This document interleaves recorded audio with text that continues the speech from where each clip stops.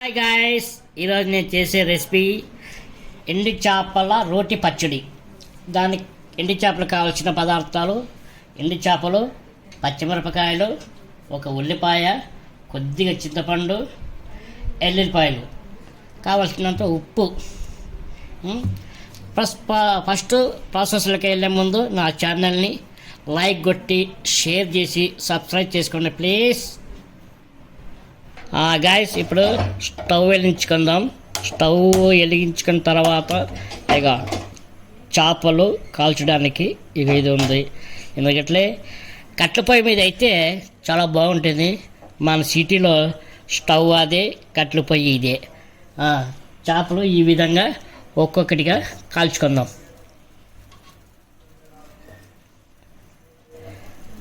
ఒక 2 సెకండ్లు ఒకవైపు, ఇంకొక వైపు 2 సెకండ్లు కాల్చుకుందాం.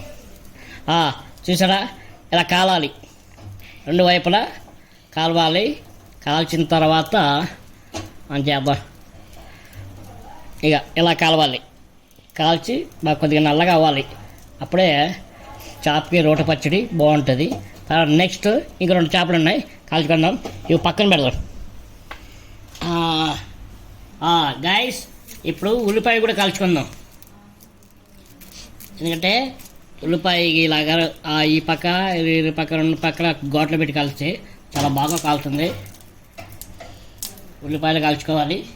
తర్వాత నెక్స్ట్ ఈ పచ్చిమిరపకాయలు కాల్చుకోవాలి. మర్చిపోయాను, కొత్తిమీర కూడా వేసుకోవాలి గాయస్.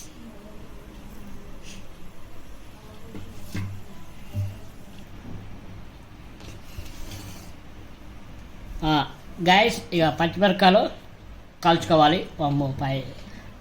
పచ్చిమిరపకాయలు కాల్చుకుందాం సన్న సెగ మీద. కట్ల పొయ్యి మీద అయితే బాగా కాలుతాయి. మన కట్ల పొయ్యి లేదు కాబట్టి ఇదే కట్ల పొయ్యి అనుకొని మనం పచ్చిమిరపకాయలు కాల్దాం.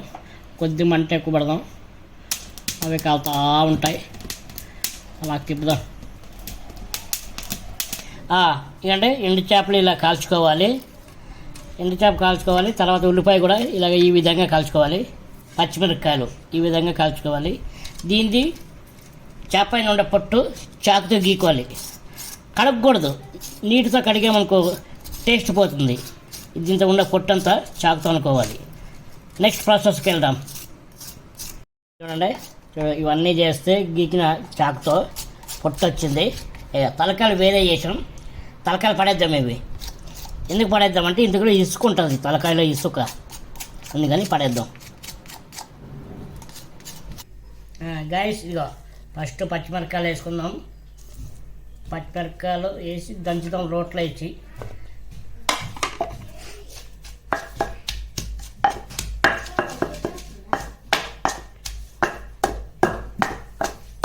రోటి పచ్చడి ఇది.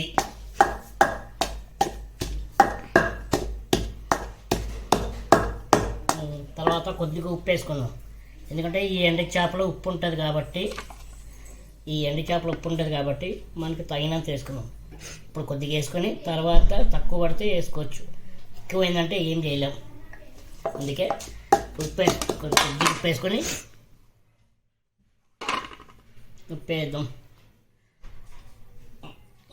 చాలు, 1/2 స్పూన్ చాలు ఉప్పు. మెత్తగా దంచుకున్నాం. నెక్స్ట్ ఎల్లుల్లిపాయలు వేద్దాం.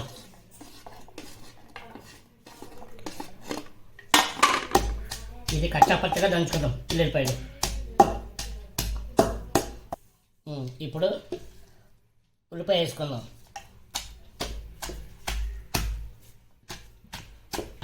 ఇప్పుడు ఒక్కొక్క చేప, ఎండు చేప కచ్చా పచ్చగా కొట్టుకున్నాం. దంచుకోండి ఒక్కొక్కటి. మరి మెత్తగా వద్దు, పలక కింద కొట్టుకొని చింతపండు వేసుకుందాం. కొత్తిమీర వేసుకుందాం లాస్ట్లో. కొద్దిగా వాటర్ వేసుకుందాం. చాలు.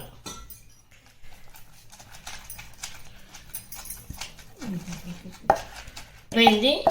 ఇది జొన్న రొట్టెకి కానీ రాగి సంగటికి కానీ చాలా బాగుంటుంది. ఇది అయిపోయింది, తీసేద్దాం. ఉండు, దీన్ని తీసేద్దాం. తీసి ప్లేట్ వేద్దాం.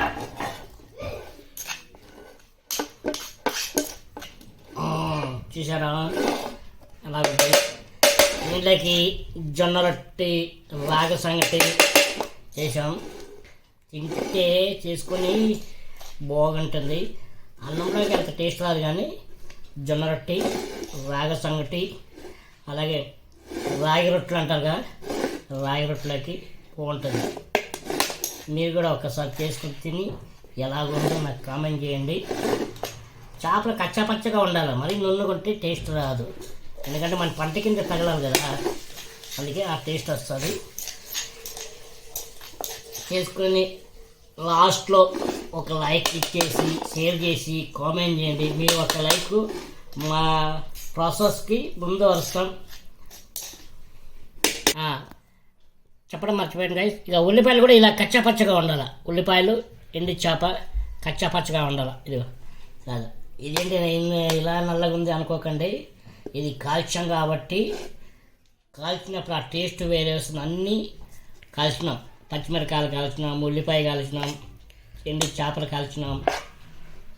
అందుకే ఇలా టేస్ట్ మాత్రం అమోఘంగా ఉంటుంది. ఒక్కసారి ట్రై చేయండి. ట్రై చేసి ఎలాగుందో కామెంట్ సెక్షన్లో కామెంట్ చేయండి మెన్స్. Thank you.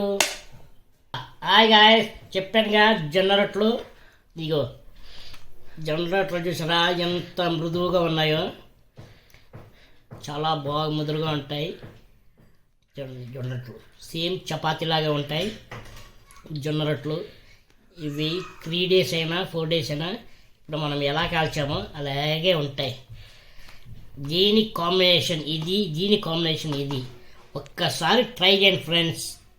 ఎలాగుందో నాకు చెప్పండి. మరి వీడియోలు తీస్తాను, ఇలాంటి వీడియోలు మరెన్నో తీస్తాను. ప్లీజ్ మీ లైఫ్ మీ చేతిలో ఉంది.